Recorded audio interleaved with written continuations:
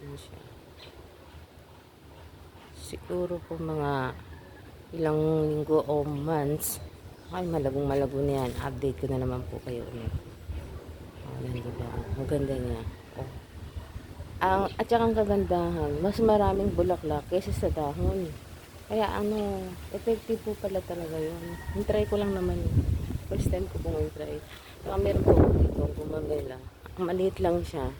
Diniligan ko rin to. Tapos nilalagyan ko ng mga alam mo na durog na balat ng itlog. Ito, pero dahil sa hangin na naman po kasi ngayon.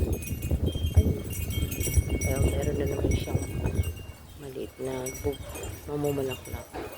Ayan, meron na naman po. Nakaraan ito, ayan, malaki yun na yung bulaklak niya.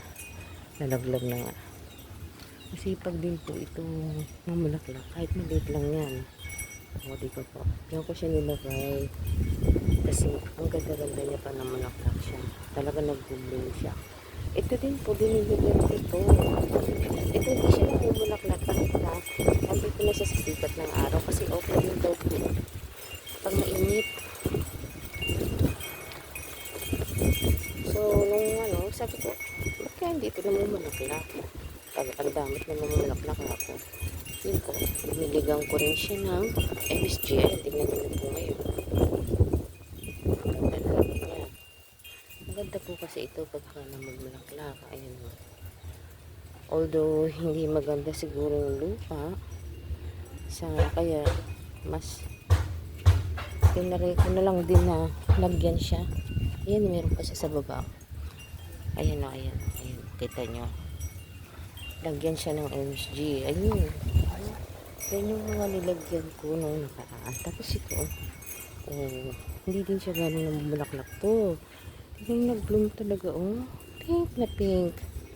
Nakakatuwa. Ito mga angels na yung maliliit.